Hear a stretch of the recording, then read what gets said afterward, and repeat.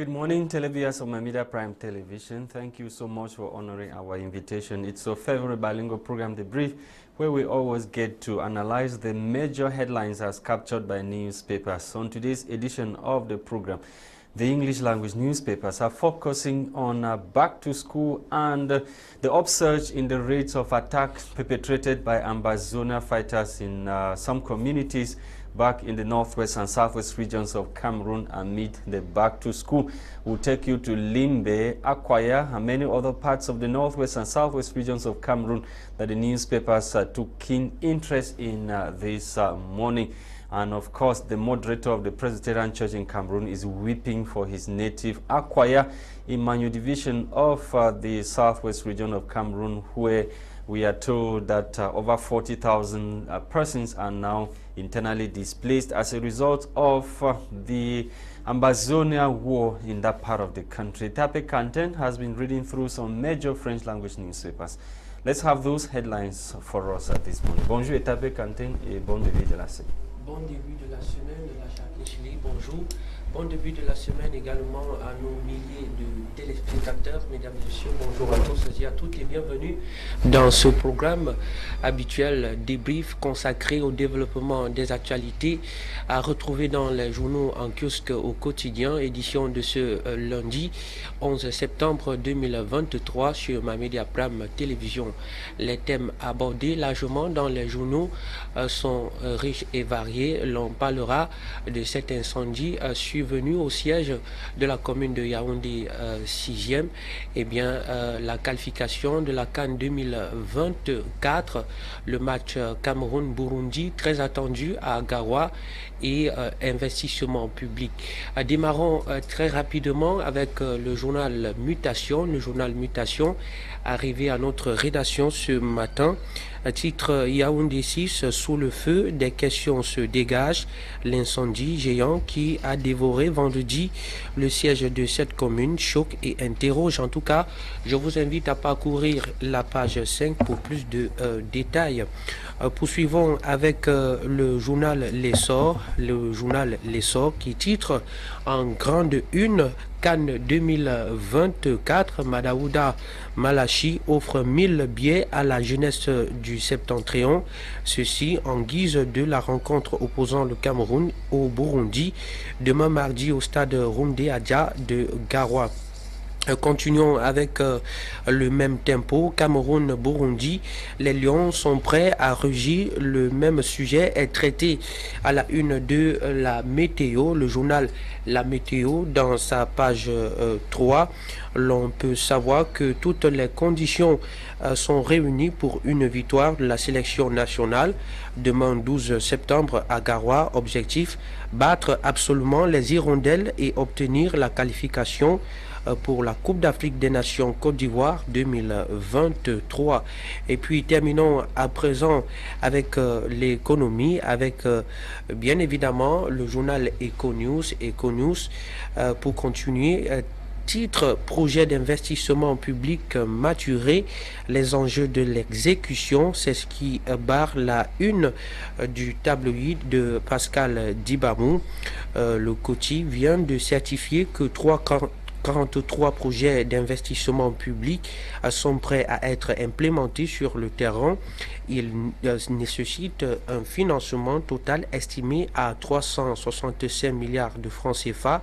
Malgré cette approche du Minipat, on observe visiblement la quantité importante de projets abandonnés ou d'autres qualifiés d'éléphants blancs sur le terrain. Pourquoi et comment des projets déclarés peinent à être effectivement réalisés sur le terrain? En tout cas, je vous invite à suivre le décryptage de nos confrères dans les pages 4 et 5 de ce numéro en kiosque ce matin. Voilà, c'est tout pour la lecture des unes en langue française. Place actuellement à la découverte des autres tabloïds en anglais avec toi, Lasha. Juste après, ce sera le décryptage. Bonjour encore. Thank you, Etape Quentin. Let's kickstart this morning with the Post newspaper. The Post newspaper is focusing on a survey that was carried out by an organization known as Afrobarometer. Afrobarometer survey reveals that over 66% of Cameroonians want a military coup in the country. You can get the details of that survey carried out recently on page 2 of this edition of the Post newspaper that you can get on newspapers kiosk this morning in Cameroon. We take you to the northwest and southwest regions of Cameroon to talk about the offshoots of lockdown.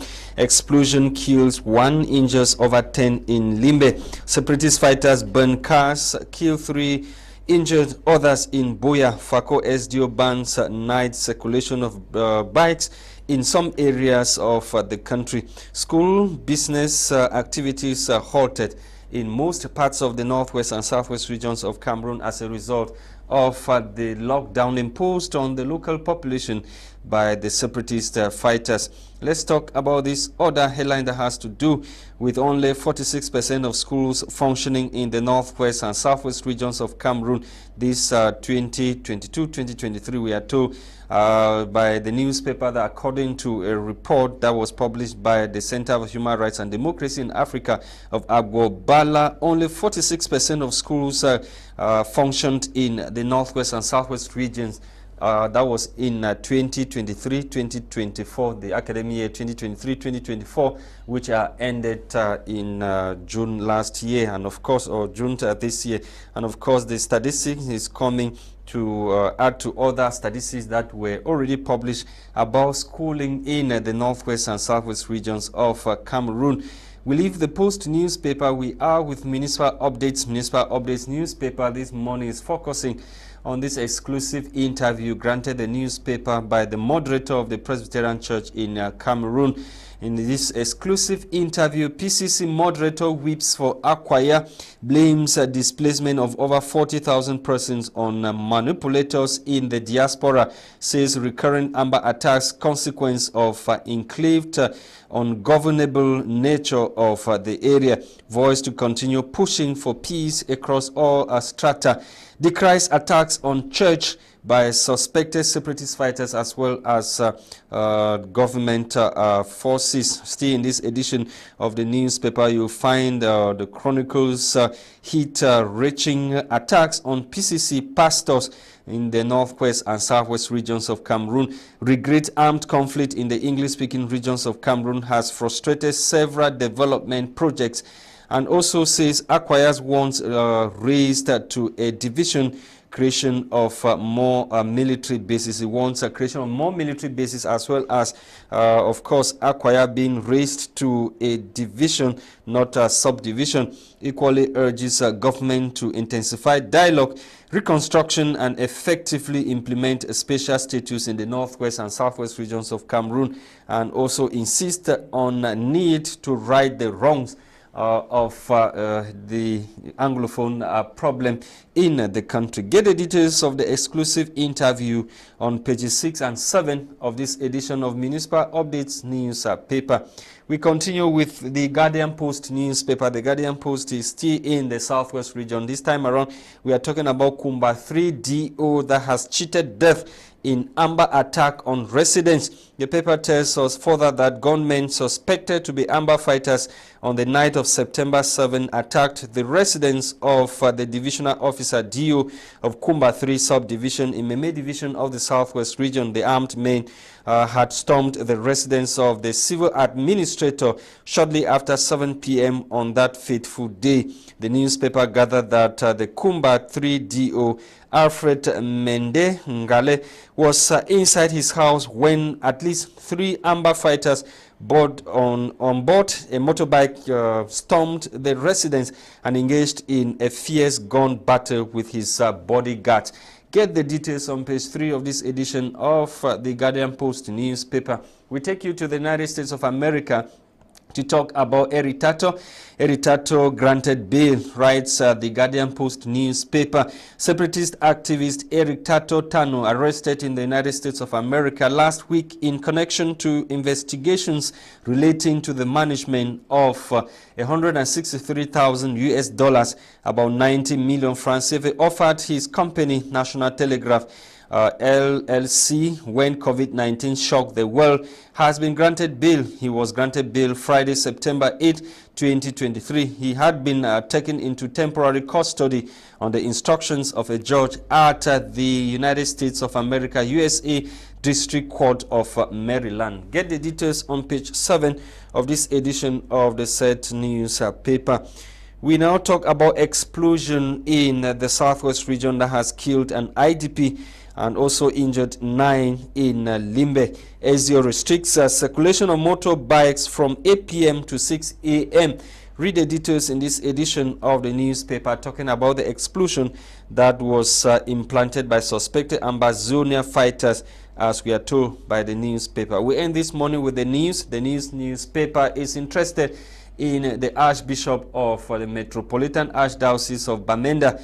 Archbishop Andrew Nkea celebrated for building self-resilient church in the community. The details of the celebration are found on page 3 of this edition of the newspaper that you can find on newspapers kiosk this morning in Cameroon. Thank you so much, televiewers of my Media Prime, for watching or listening to the major headlines. We are back in the studio to talk about some of those interesting and striking headlines that the newspapers gather for us in Cameroon today. We're joined by Amadou Tarnteh, who is of the civil society. Of course, he is the executive director of Conscience Africaine, an NGO that is based in Douala, and of course, he's working in the interests of the less privileged, especially those whose rights are being violated in the northwest and littoral regions of Cameroon.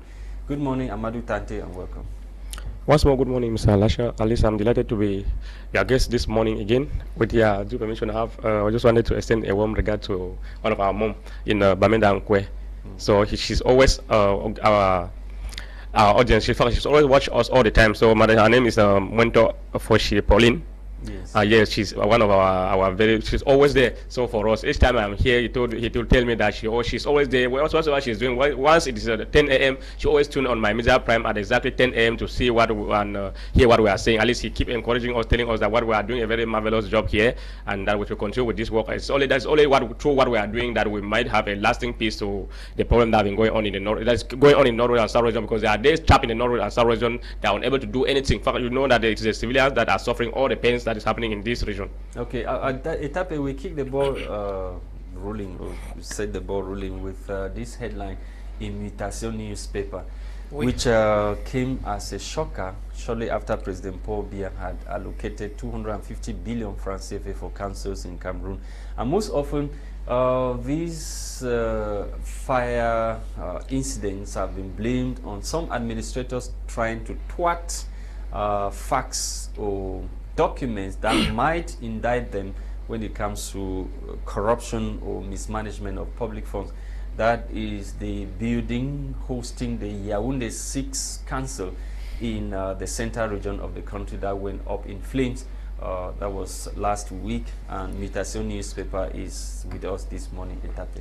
Oui, la question qu'on peut se poser ce matin, Lasha, pourquoi est-ce que cet incendie survenu au siège de la commune de Yaoundé 6 fait susciter autant de questions? Well, thank you once more. When you say that, the first thing I'll say here is that they always say that if they explain Cameroon to somebody, explains Cameroon to you and you understand better, it means that the person did not do it well. But that notwithstanding, I don't know actually what happened, because we know that fire, so many things can happen. It could be as a result of short circuit. It could be as a result of what we know, that some of these people can intentionally do such thing to make sure that they hide some evidence, or to maybe to later on tell the different story to Cameroon, because we know very well that most of these, virtually all these leaders in Cameroon, they don't love Cameroon, they don't like the country. They claim to be very patriotic, but in reality, they are the ones that are not patriotic. So even the ordinary citizens who go about trying to express their opinion or try to say some certain things, some certain wrongs that they are doing, they spend their time saying that these citizens are unpatriotic. Meanwhile, they are going about doing terrible things in Cameroon. So we cannot say whether the fire was intentional or we had it as it was an accident or whatsoever. But what is there is that the government need to do everything possible to make sure that they investigate all those that are found in this area to find out what actually happened before that led to this fire incident. Another curious question that Cameroonians they want to know: this issue of firefighting brigade that is always coming or selling after the market. That it took so long for the fire to be put off?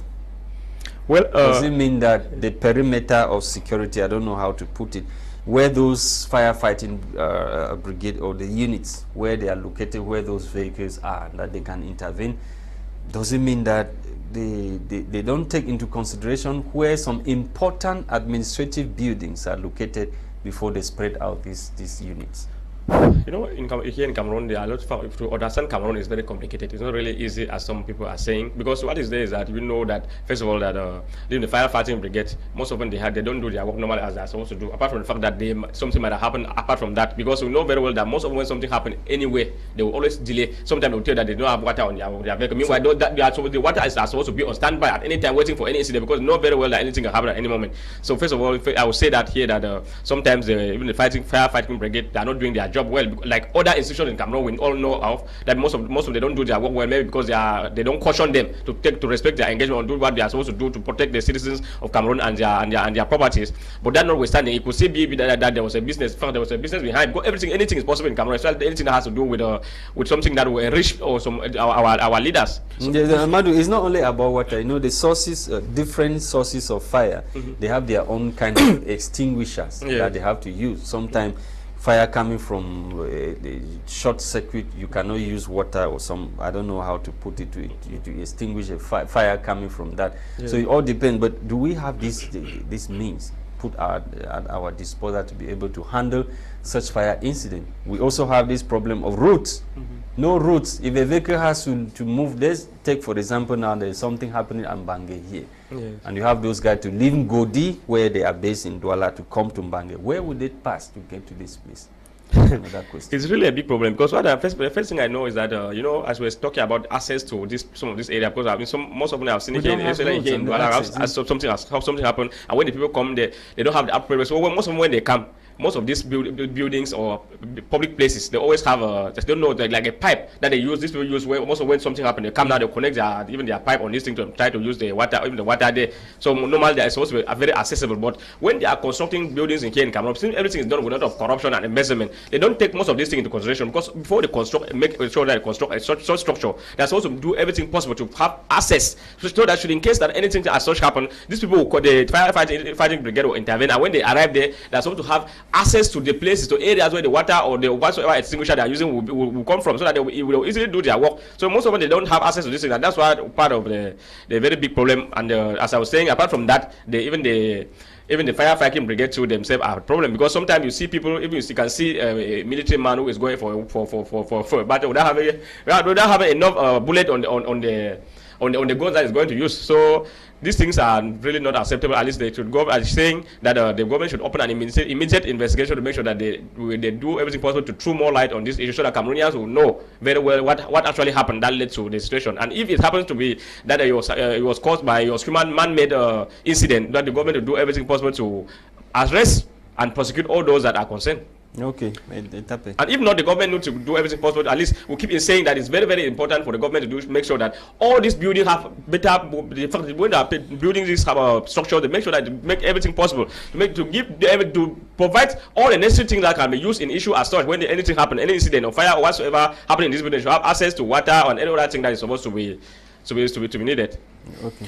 D'accord, on va tenter d'embrayer sur un autre sujet d'actualité avec le journal Econews qui pose une question, laquelle question je vais retransmettre directement. Eh bien, le journal s'interroge sur pourquoi et comment des projets déclarés peinent à être effectivement réalisés sur le terrain. Pourtant, lorsqu'on regarde dans les dossiers, tout est déjà prêt. Comment comprendre ça, Monsieur Amadou Tarnteh? I think we have been talking here all the time about this issue of delays and project execution in Cameroon, because it's a very normal thing. As I will keep saying that Cameroon, the issue of corruption and investment, because most often these files are validated at the level of the ministry, and before it gets to a grassroots level where they are supposed to execute that project, you have to pass through different stages where you have to go and give them money before you reach the final stage. So most often their procedure that you have to go and you have to give my own money first. When you finish there, the next person will say, we have to give my own money. Just like that, it will make them to delay in executing project, and that's obviously why at the end the project most of those projects executed are always very porous. So that's the main. I think that's the main reason. I've talked with some contractors who have assured me, who have told me most of these things, that this is basically the reasons why. They are saying that sometimes even when we shall, I think officially that this money has been distributed to give to them, the money has not been given. But there are some contractors who are still claiming money to the government, from the government, money that of projects that are executed even more than 10 years ago. But up to date, they have not even received the money. Meanwhile, we are having documents that were signed even more than 10 years that this project was executed and the contractor has been well paid. Okay, Amadou, let's go now to the northwest and southwest region, where so much have happened within the last few days in those two English-speaking regions of Cameroon. We have bomb explosions witnessed here and there, shootings, attack perpetrated on the civilian population by suspected Ambazonia fighters amid back to school and also lockdown. Amadou, these rights violations on the ups, keep swelling in the two English-speaking regions of Cameroon. Where are we with the crisis? I think we are nowhere. It's still we are regressing. We are not progress, no progress, because most of what we are hearing is on the media. But you have to look at the narratives of the other side. The government, they are saying that normalcy. Some people are saying that normalcy has returned to the two English-speaking regions because we've not heard gunshots in so many places. You know that we are in a government. We know very well that one of the things that our government have been using to do is that the government have formulated its own way of administration. That is administering people through lies telling. That's the first thing that our government have been doing. I think I've said here. Lies. Yes, the government. Of course, that's what is happening. That's what the government is using in doing most of it. I've said here on several occasions that the fact that the separatist leaders or separatist fighters were silenced on the ground does not mean that they were absent. Because I went on the ground by myself. I went through most of this area, especially the northwest region, almost all the 7th division of the northwest region. I realized that all the separatist fighters were still everywhere, but they were not attacking. Meaning that they might have their reason why they were silenced. So telling you that the fact that things were calm never meant that the war was finished, because this war can never finish without the two parties sitting on a table in a genuine way and a sincere way to look solution to the problem. Because what the government is doing is just like beating down the bush. You cannot solve a problem just by the silence of the silence of these people. The separatists are everywhere, but that notwithstanding, I think we have been condemning in stronger terms all the atrocity, all the attack of the separatists on the civilians and their dwellings. These people are grossly violating both the Geneva Convention, the 4th Geneva Convention, and the international humanitarian law. Under no circumstances should civilians or civilians objects be subject to any attack. At least these people are supposed to refrain from such things. At least whatsoever be the case, they should go on with their war, as we are saying, but spare civilians and their dwelling from anything that has to do with this attack. Look at what happened in Munya. It's really unacceptable. What happened in the other area like Limbe? In Limbe, we had the whatsoever went wrong there, and other places. Even children are being prevented from going to school. I don't think those are the kind of thing the way that they're supposed to fight their war. We are all aware that there's an ongoing armed conflict in North and South, and we continue to tell the national and international community that whatsoever the government is saying that everything has come to normal is all false. Whatsoever they are saying are lies. So we need to face the fact, and we cannot solve a problem when you are not saying the truth. If the government it means that logically, you want to understand things better, realize that the government doesn't want to solve the problem. That's why they keep telling lies, telling us that everything is under control, everything is under control on a daily basis. And it's good that even the CEO of Kumba, of a locality in Kumba, was attacked, because those are some of the people who were singing those songs that everything is under control. We have finished all the separatists, and Kumba is now in calm. It's good that they started attacking that man, so that tomorrow you will not be able to stand anywhere again and say that there's calm in the northwest and southwest or in Kumba, when there have not been any sincere and genuine dialogue to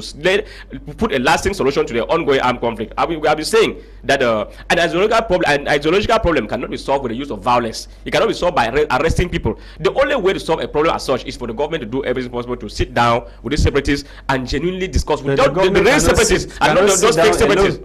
Government cannot sit down alone. You may want to agree with me. That's what I'm telling you, that the government should call the real separatists. That the real separatists don't are directly involved in the conflict with the government, and not the friends of the government, because there are some repentant separatists or some of the people that are friends of the government and exist in the major national dialogue. You cannot solve a problem you don't have an enemy. You said call for your friends to come and sit down with you to solve the problem that is being raised by the enemy. Let the government call those they are considering to be their enemies on the dialogue table. Sit down with them and talk with them, and that's the only way we can end this atrocity, because civilians are the one paying the pains. They are so paying everything, suffering the pains on daily basis in this region.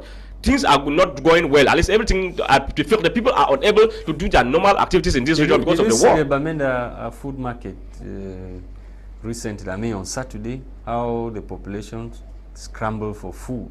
That is it, because they had because of the lockdown. Because when there's a lockdown as such, you are forced to do everything. But if you don't have money, it means that you die of hunger, because you are forced to, so those that have their money have to go to the market. So when these people who impose the lockdown, when they say Saturday you can go and buy food, the people should go and buy the food with what? Which money? That's the question that many are asking. With the separatists, they don't have any. They don't think about that. Because normally they are supposed to work the money within the week to go and buy the food by weekend. So if they don't have money, what are they going to do? I'm telling you that the civilian population in this region are really suffering, and this thing is left on the hand of the government of Cameroon, because they are the really recognized institution. And I keep saying here that we all are aware that separatists think that it is a rate of violence that they will perpetrate on this ground that will force the government on the dialogue table. And the government knows very well. 7 years. And the government knows very well. They believe that no matter how long it will take, the government will say listen to them. That's why they are causing most of these atrocities. So they are unaware of calling attention of the international community. But there are some people that are not even aware. That's why we need to keep the advocacy going on and denounce this whatsoever happening in this region, so that both the national and international community, people will be aware. There are so many people here in Cameroon, in the French region, who are all aware that the conflict in the North and South region is over. So even out of the country, so many people are surprised to hear that there is a war in Cameroon, and something as such is happening. At least the government need to look at the situation. At least the priority of a leader, of a president of the country, is the plight of the citizen, the ordinary citizen. The government is supposed to do everything possible to make sure that it respects all its own international engagement that it has signed to protect fundamental rights of Cameroonians. At least if these Cameroonians are suffering, meanwhile the government is just there and they have solution. They know the solution to the problem, but they are not looking into the solution of the problem. They keep going around trying to tell us all funny stories, trying to tell all funny stories. Cameroon belongs to all of us. Whether you are a leader today or not, tomorrow you no longer be there. Cameroon belongs to all of us. At least we should construct a strong and durable Cameroon that each and every one of us will be happy. So at least you cannot calling the separatists that they are your brothers, and cause people that they are the Alphonsa are your brothers, and they have differences, and you are not able to call those who claim to be your brothers on the dialogue table, so that you can sit with them and talk, look solution to the problems they are going through. D'accord, Monsieur Amadou Tarnteh, il faut rappeler que vous êtes défenseur des droits de l'homme. Alors, quel est l'intérêt qui profite au gouvernement de cacher la réalité de cette crise sur le terrain? Good morning, sir. Good morning. Tell us your name, where you calling us from. Yeah, I'm calling from Kumba, Kusala, Mr. Yunga George. Yes, George, welcome. I'm trying to say that what the other parent is saying is true. You cannot be in the house for 6 days without doing anything. Then on Saturday or Sunday, where will you have the money? We don't even have any money. Look at the common man is suffering. Come here, because people don't have food, nothing to eat. It's really terrible. We are really suffering. I cannot bear. We are suffering. That's my own partit. Lasha, thank you for calling. Lasha, je posais la question à notre invité. Pourquoi est-ce que le gouvernement trouverait nécessaire et mieux de cacher la réalité? What is the interest of the government in hiding the truth and allow the local population to continue to suffer? I think, to the best of my own knowledge, the issue here is not the interest of the government, but the problem is not the interest of the government, but the interest of individuals.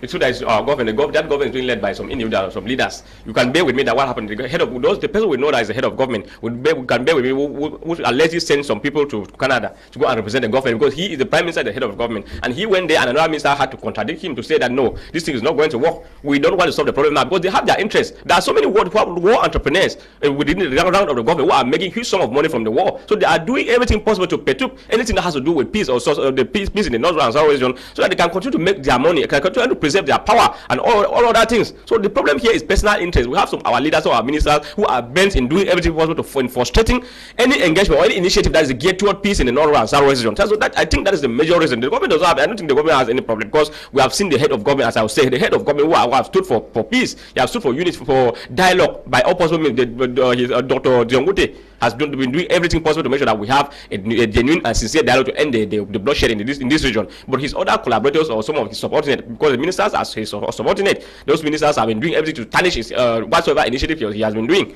So those are the kind of things you know very well what happened in the CRTV with the phone and Chiki, who was saying that because he was trying to like impose on certain things that what they are saying is false. These things they are saying is not the right thing concerning the Anglophone crisis. Don't you know that the way you put forth your point in solving a problem to matters? No, it matters, but reality remains that there's a problem. There's time for you to say certain things. not at all times you have to say certain truth. No, this issue is that it's true that when you have something to say, at least you use maybe there's a way of doing it it. But even if the person does not use that way of doing it, you have to understand that that's a person's way of reasoning. Everybody must not reason the same like you. There are some people that think that when they have a problem, they should present it the way it is. There's some people that think that they should do some better strategy to do this in a polite way. And like they know very well that sometimes when you come to something and you like tell the person in a very, very polite way, the person will not take you serious. It's good that you say things the way it is, so that even if they like it or not, at least if the man maybe for Munchi, as you're saying, if he left CRTV or you're pushed out of CRTV simply because of his ideology or the way he was talking about the crisis, at least he too, I think he's a hero. At least he have make it very clear that he will not stand on CRTV and talking there meanwhile saying the lies, meanwhile his people are suffering. So those are the things that some of these ministers, some of these hierarchy people who are pretending. They are just pretending because to maintain their position. They know very well that the pains that the people are going through, and it's really unbearable to them. But because of their position and the power, they are not able to do everything possible to speak the truth. Just look. Yes. Good morning and welcome. Hello. Good morning. Yes. Your name? Where you are calling us from? Hello. Stop listening to yourself. Good morning, sir. Stop listening to yourself. Just switch off the TV set. Eric. Yes. So what I'm trying to say is that, yes, the Northwest and Southwest, they are really having a problem. So for the Cameroonian to solve this problem, the president of Cameroon have to call Seseko, Ayutabe, and they should go back to dialogue and sit down. They cannot solve this problem without Seseko and the rest. But Sisiko is already in Yaoundé now, right there at Kondengi, not far from the from the Unity Palace. Okay, Amadou, look at that other newspaper, the municipal updates. You see the cry of the moderator of the Presbyterian Church. I don't know if our technician can put that newspaper on the screen. We see municipal updates is just in Akwaya alone. Yes. We are talking about 40,000 internally displaced persons. And worst of all, the government is doing nothing to take care of this internal displacement. That's the worst thing that's happening there. Because normally, even what they are, this nonsense they are doing, they are supposed to be taking care of this internal displacement. We have so many of them everywhere who are not going to school. At least the government would have provided scholarship for all these children, so they should go to school free. No, but there are schemes. I was set up in schools. Yeah, but the problem is that there are schemes, but are these schemes being respected? That's the question, because most of them they create something like such. Then, yes. Good morning. yes, thank you, sir. Welcome. Then, I'm listening to the TV. I'm seeing you people talk. My name. Yes, and where you are calling us from? Yes, it's very different from Bello. They are calling from Bello. Why is Bello this morning? This morning in Bello, at a place called Sowi, close to KCHS 11, where Mustafa Young School is around. Military are burning houses there. No. You cannot say that. That's what they have been doing. So it's not something strange. You cannot say what you don't know. No, that's okay, we will verify the information after, but I don't doubt anything. If they tell them military are burning, you will not doubt it. Continue what you were saying. What you were trying to say something about. You said the government is supposed to be taking care of the IDPs. Yes, I'm taking care of this IDPs. So that's why some of the things that we don't understand. Even normally the government is supposed to take care of these people and do everything possible to make sure they provide scholarship to them so that they can go to school. But some of the parents are saying that they are no longer doing anything there, and their children are out here. They are unable to pay school fees, especially in the French regions here where the school fees are more expensive than what they used to pay in the northern and southern region. At least the government would have done something like facilitating these children to go to school. Most of these people when they are growing in this way without going to school and living all this kind of rough life, it will bring a very, very, very negative consequences to our community tomorrow. Our mothers and parents will do everything possible on the outside to make sure that they sacrifice. We know that it's very difficult. Things are very difficult in this region. Sacrifice to do everything possible to make sure that these children go back to school. But don't say that it's expensive. The school fees are expensive, because it is preferable. We prefer to pay that school fees now and enjoy tomorrow. Because good morning. Good morning, sir, and welcome. Yeah, this is Mr. Christain from Moyoka. Yes, how is Moyoka this morning? Well, everywhere is calm. We are all in the house like prisoners. Have children started going to school? Or you are waiting for the one day lockdown? No, there's nothing like that here in Moyoka. There's no school. So who is stopping who from going to school? Well, according to what we heard, it says school will resume from the 19th. So for now, everybody is just indoor because of the insecurity. Okay. Yes, you want to contribute? I want to follow up, contribute. For the past 2-3 months, we have not been hearing gunshot. Yesterday, from Bafia to Moyoka, there was serious gunshot. So everybody from Ekata Owe, they are now in the bushes because of what happened yesterday. There was serious gunshot because the military were coming from Inge. So there was serious gunshot. And for me, I want to say that the government need to, because the plan A, for me, I know that plan A failed. So they need to go for plan B to see how we can resolve this problem. Okay. So as I was trying to say that our parents do everything possible to sacrifice, do everything in life, just sacrifice to make sure that these children go back to school. Because if they think education is expensive, in fact, it's when it's after that we'll know that ignorance is more expensive than education. Because no matter how much you pay, it's after that you realize the importance of it. Because education is not expensive than ignorance. It is when you see the consequence of that ignorance later. Does the government have the money to be able to take care of this IDP? Just imagine 40,000 coming from Akwaya alone. No, the government, there are ways of doing things. And in that 40,000, you might have like 30,000 who are children of school going age.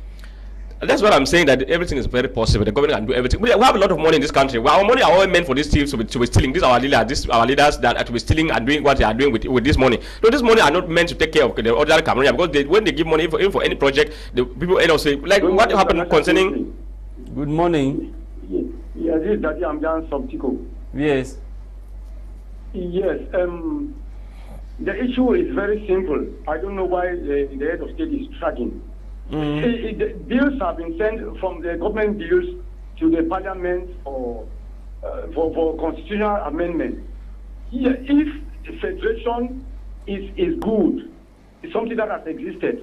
A bill can leave the presidency to the parliament for federation. And it will be simple that the parliamentary will vote, and then you see peace coming. If at all that will not work, then a referendum be conducted for the people of Northern and Southwest to determine if they want to continue or not. This is a very simple thing. But that's not the constitution now, sir. Sir, that's not the constitution now. You cannot be talking about... Are you there? No. Yes, I'm there. Yes, but that's not the constitution. How can you be talking about a referendum? No, a bill, if it doesn't want to go if you don't want to go back for federation, let the bill go to the parliament for the parliamentarians to vote for a federation to be enacted in the constitution. That Cameroon should be a federated state, and it will solve everything. If separation is not the best as we are, the government is clamoring, then that would be good. That's allowing people to die because of egoistic tendencies. It's not good. Human beings matter a lot. They were created by God and not by human beings. So that is the thing that we are saying. So yeah. So the message you go to the Yaoundé people is okay. Thank you very much, sir. You are welcome. So now the one message is very clear that the people are dying because of egoism, because of personal interest. This all they have decided to prioritize their personal interest for people to die. They don't care when people are dying there on daily basis, but they don't have any. It's not any problem to them. At least we thank the person who just called, because I think it was only his own contribution. It's only a way they think that they can use, the government can bring solution to the problem. And we want Cameroonians to be given a proposal. It's true that the government is paying death ear for quite a long time now. People have been talking. I see as if these people are not doing anything. In fact, maybe they have their own strategy of doing things, but they are not taking. I know that they are taking the wrong track. At least with the government, they know that they are taking the wrong track. Whatsoever they are doing, they will end up regretting. We are at the level of the 1996 constitution now, and that's what is being implemented. A special status was just a provision of the 1996 constitution that has to talk about decentralization. Yes, good morning and welcome. Hello, good morning, sir. Yes. Tell us your name, where you are calling us from. Hello, yeah, this is Marcel. I'm calling from Banana. Yes, we are listening. You people went to the market last Saturday now. So is Bamenda. Since the starting of this crisis, we have not heard anything from the government. Let me put it this way, because all what the government is doing, I can call it like they are always like they take people for granted, because you cannot say that you are giving a special status, but we have not seen anything. We have not seen anything on the ground. We have not seen anything on the ground. And those are things that, with this major national dialogue, if the government wanted to actually solve this problem with good faith, they will have implemented the resolution that we are out from the national dialogue. so that the people in ground, the people of the Northwest and Southwest, should see the reality. I believe that the problem will be solved. Okay. Because we have not seen anything out of the special status. It's just like an empty basket, or a basket, a good that you sold. Who is supposed to give meaning to the special status? Just appealing on the government that we have suffered a lot. We have been in the house for 1 week last week, and today we are still in the house. We don't eat. Our children don't go to school. So they should try a way to solve this problem. These people who are fighting, they are their brothers, and they know where they are. And I believe that if they go close to those people and talk with them on the round table, I believe that the problem will be solved on a genuine dialogue. And when you want to solve the problem, you must listen to the other party. It is not a taboo. I was asking, hello sir, are you there? They must go to the root cause of that problem before the problem will be solved. Are you there? So that's my own contribution. I'm just praying that, yes, I'm there, sir. Yes, I was asking, who is supposed to give meaning to the special status? I'm not getting, sir. Who is supposed to give meaning to the special status? I believe that the government itself, the president of the republic, he's the guarantor of peace and security. He's the head of everything in this country. So if he gets up one day and say that, I want to put an end to this thing, he will put it. Okay. All of us want that the problem should be solved. Because we are suffering. We want to go to work. Our children want to go to school. We don't want to sit at home. We want that Cameroon should be a peaceful country. Because we don't like what is going on. All that regions cannot be going to school when we are sitting in the house. It's not good. Okay. Thank you. Thank you for your contribution. Amadou. Okay, so thank you very much. You were trying to ask a question about this is 1996 constitution. Yes, I said 1996 constitution is what we have now. And some people think that the slow pace at which the decentralization of 1996 constitution is being implemented is not okay. And some people think that the way out of the trouble that Cameroon has is through a military coup. There's a newspaper, the Post newspaper, that presented to us a survey carried out by Afro Barometer, talking about some Cameroonians, 66% of them who think that a military coup is the last option in this country. Do you share that kind of shocking opinion or revelation? I think before I get to your question, I'll just make a brief because I saw a debate program on another sister television. We were trying to say terrible things on, some people were saying terrible things on the media because I saw those people trying to justify that Anglophones are responsible for what's happening in Anglophone regions. This thing got me very bad because I don't understand which strategy the person applied, because we know very well that this problem started right in 1960. And I did 1960. What I'm saying here is that there was not Anglophones who gave the option, who denied the option that Anglophones, the Anglophones, these other people of South Cameroon should not get their own independent, that they are not able, that they should give for the third option that they are going to join Nigeria or join Cameroon. That's where the problem started. And it was not Anglophones who decided that. It was the UN. At the level of 1961, when the issue of constitution came up, we all know very well that it was not Anglophone who brought the constitution, that they should do this, do that. Up to 1972, we know very well that whatsoever that was done by Ahijo was not Anglophones who did that. It was just the Francophones who were trying to do whatsoever they are doing. Up to 1996, we are talking of the constitution we are talking about, because we know very well that the problem we are having in the North and South region must have been caused by the low pace in application at the beginning. That the low pace of application of 1996 constitution, as we are talking about special status today, and it was not Anglophone who decided not to apply that 1996 constitution up to date where we are today. Good morning. Welcome. Hello. Yes, good morning and welcome. Please don't listen to yourself, just talk to us. Switch off your TV set. I want to say something to Cameroonians. It should be constructive, eh? That thing should be constructive, please. Don't come and disturb my platform. My brothers in the Northwest region. In the course of fighting for a rightful thing, we must not be guilty of wrongful deeds. If children are not going to school, it is not the government that has asked children not to go to school, but we, the people in the Northwest region and the Southwest region. It's our brothers that are in the bushes that are asking our own children not to go to school. Secondly, when you talk of a federation, I am from Ngi. Imagine Ngi becomes a local government today. The revenue that we collect from Ngi cannot even buy chalks in schools in Ngi. And then when you talk of federation, what can Munchi, as a local government, do to man a federation? That is my observation and contributions. Thank you, sir. Thank you. So as I was saying, you know very well that like up to 9. Now is he coming back to go to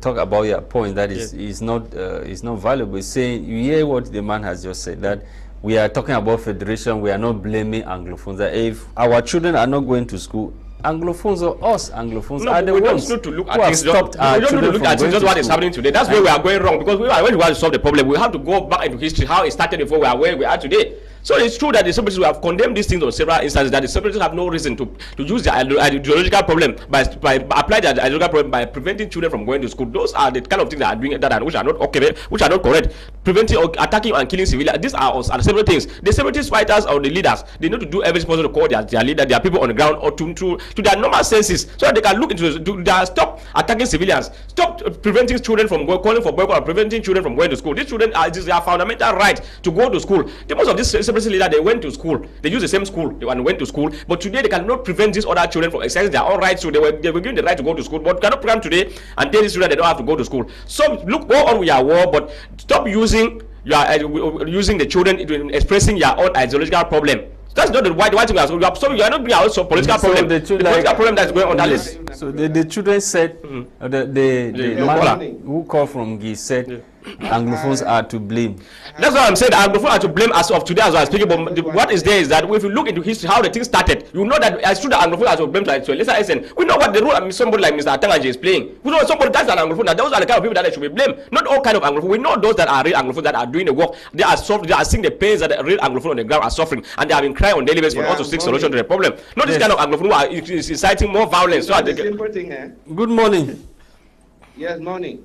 Your name, where you are calling us from? I say G. Henry from Kumba. We are listening.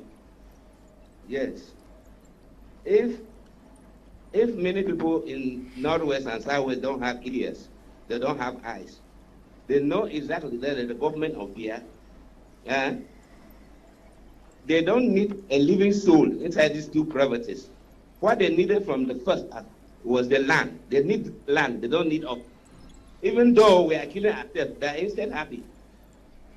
So if all what they are doing, they are calling for federation, calling for this, it will never happen. Because one, who declare war?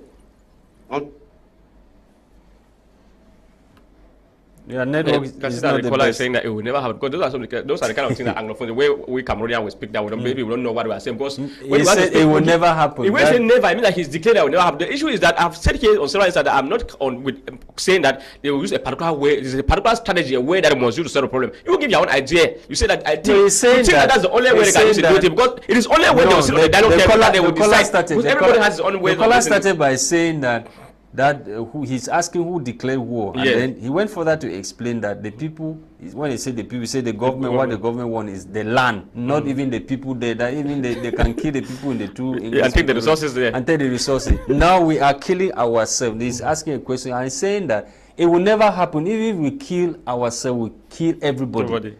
That thing that people say they want clamoring for. Yes, it will never happen. No, so how do you blame? No, I cannot say it will never happen. There is possibility for anything to happen. The issue there is that I've said here, you talk about, he was citing federation, because I cannot say whether federation will solve the problem or not, but I want these people to sit on the dialogue table. When they will sit on the table, they will dialogue and between themselves and decide which other one will be the best. At least if you think that federation is the best, convince me to make me understand that federation is the best. Let the government think that it is the decentralization that will solve the problem we have in Cameroon. Let him be able to convince, let the government be able to convince the other party to tell them the importance of us to use both decentralization and not federation or separation. It's left to them. Amadou, let's now evaluate between 2016 and 2023. Have we made progress, or we are still standing on the same position? I don't know, much progress in which the sense of the Anglophone question. Have we made progress? The issue is that whether there is progress or not, one thing is clear. When you look at the region now, how it used to be, let's say 7 years ago. Are you happy seeing the regions the way they are? No, not at all. I've said here, I'm not in any way happy to see the region the way it is. So that's why we have been here to say that to plead on the government of Cameroon to do everything to solve the problem that is going on there. So this is a problem that started long ago. At least they should solve the problem, solve it in a way that it will end today and forever. Ok. D'accord. Eh bien, si l'on veut sortir de ce carcan, alors, Monsieur Amadou Tarnteh, si la méthode empruntée par les séparatistes n'est pas du tout de bon goût, alors parce que ça verse le sang, alors pour trouver une solution ou bien pour contraindre le gouvernement à réagir favorablement à leur requête, que proposez-vous? Good morning. Oui. Yeah. My contribution is that we should not be going round and telling lies. Our problem are those elite. Those that call themselves elite. Those representatives from the Northwest and Southwest. They don't want to tell the truth. Exercise books and pen is not going to solve that problem. Then gone will never solve that problem. Let them be truthful and come to the interest of the people, not only to the interest of their pockets. Yes. Thank you, sir. Yes, stay, don't go, please. When you say tell the truth, tell the truth to who? They should come out. That is. No, let's stay at the level of telling the truth. Let's stay at the level of telling the truth. Tell the truth to who? Yes. Tell the truth to who? Tell the truth to the population. Those that are there, they are there for their pocket.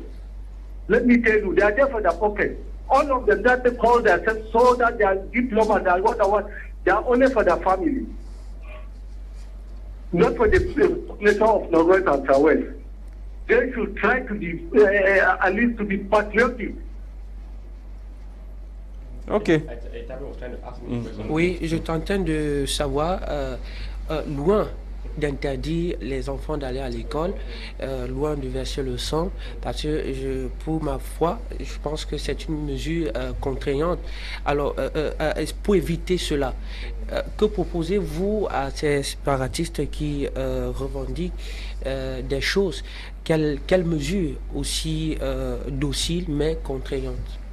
Well, I think I've been saying here that the only solution to the problem is dialogue. So that's why we're pleading on the separate fathers to use the right channel. They too should end stop. I'm calling on all the parties to cease fathers should cease fire, and this party should do everything possible to put more international pressure. That is, use diplomatic ways of calling the attention. It is true that now there's a confusion everywhere, because I think it was my media prime here where I saw the European Union ambassador to Cameroon when they were asking him that they should intervene or to say that we should solve the problem in the North and South, and he was saying that we are saying that the white people are the one causing all the problem in Africa. We are still calling on them to come and solve the problem that is going on in Africa. So those are the kind of funny things that we are not. But at least I think it's diplomatic solution. They don't want to intervene. That is what it was. I think it was in my media prime here. So the diplomat made it very clear that you people are the one accusing that all the problem Africans are having is because of us, the foreigners, the Westerners, and you are still calling on us to come and intervene with your problem. You people should solve your problem. Your problem is solved by between you and don't call us again because you say that we are the one causing your problem. And then I think we have said that the dialogue, which is a sincere one, including all the parties,